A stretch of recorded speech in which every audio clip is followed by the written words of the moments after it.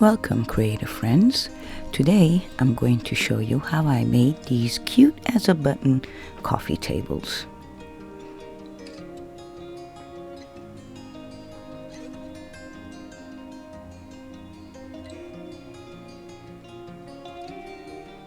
Let's get started. First, I had to go and dig into my button stash. It took me quite a while until I found the buttons that I wanted. And then I needed to sand them, and they were all glued. This whole project was glued with E6000.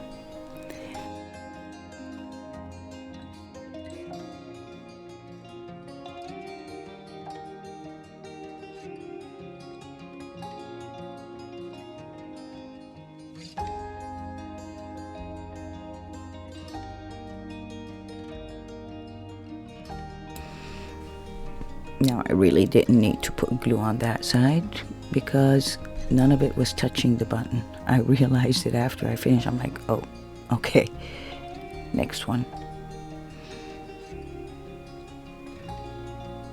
After I was done with gluing them all, I got a DVD. Now, you can use used one, but I have a stash of new ones, so I'm using that. And you have to be really, really careful here. I found that the best way is to lay them flat and not like I did here, because it might slip and you can hurt yourself. Try to get through them until you can separate them from each other. I just use my fingernail because if you notice where my X-Acto knife went in, big giant scratch.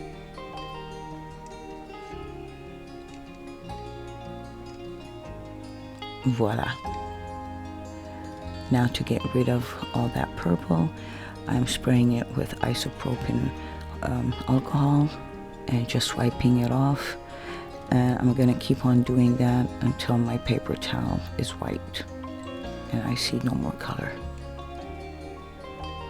It's gonna take a couple of times.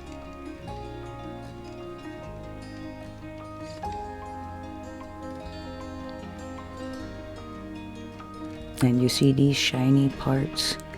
Well, sometimes they get stuck, and there's a way to remove them. It doesn't always work.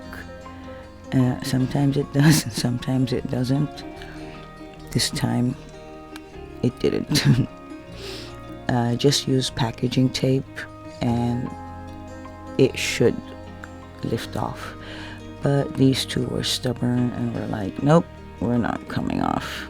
So I just ignored them. I wasn't going to bother myself with them. I'm just going to draw a random shape. Of course, if you want to make your own tables, you want to make circles, ovals, squares, very versatile. And if you notice how I'm cutting them, always the scissor from the bottom going upwards. You get a much cleaner cut.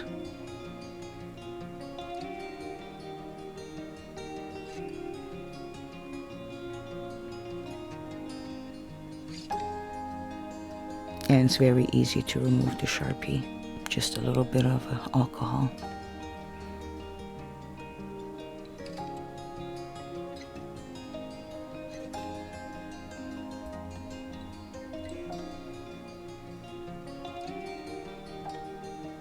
Now, after I added the glue, I tried to level it, especially on that button because it wasn't really straight.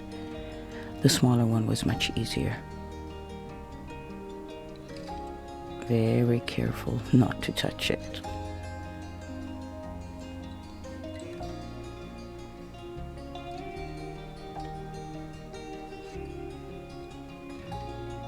Now I could have left it like this if I wanted, but I wanted it to look like frosted, so I used gloss Mod Podge and started dabbing it on.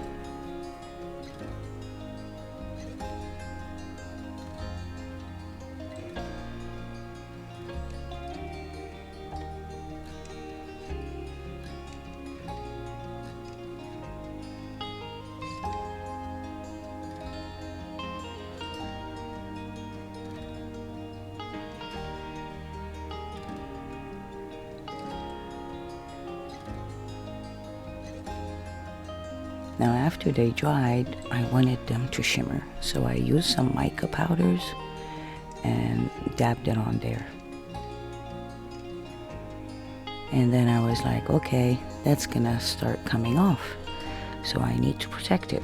So I put another layer of Mod Podge and dabbed that on top of there.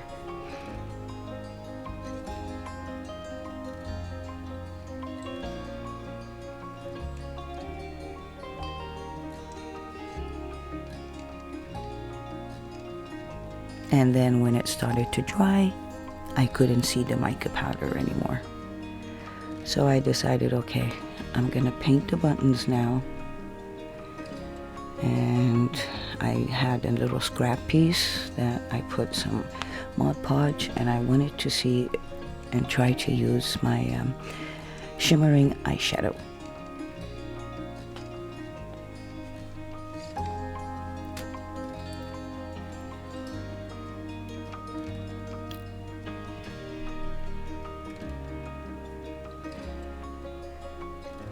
And after I put the Mod Podge over it, I was checking this out, and I'm looking at the back, and I'm like, wow, now that looks really nice.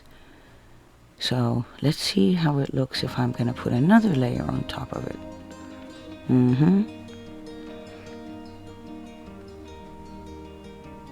I'm liking it.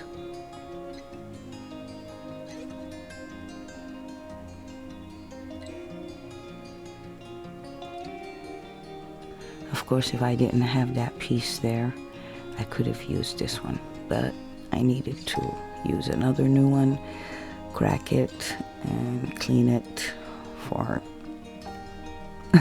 a second set of tables.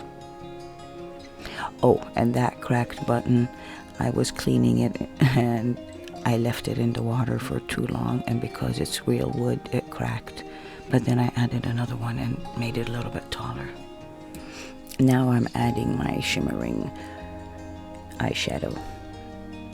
And after I put the second layer on with a little bit more Mod Podge, just a little bit to glue them together, I cut them with the scissors, and here I'm sanding them. And after that, I put some wood glue to hide where you can see that there are two pieces. After the wood glue dried, I added some of this shimmering metallic paste. I just dabbed it on, just to give it a nice color.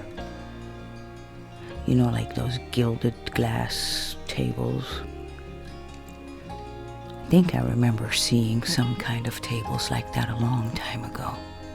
I'm not sure, I could be making it up. Anyway, this is how, without the shimmering, just plain glue looks like.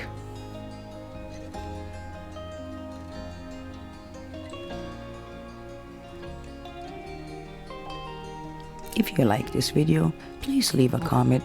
I'd really like to hear from you. See you next time. Bye.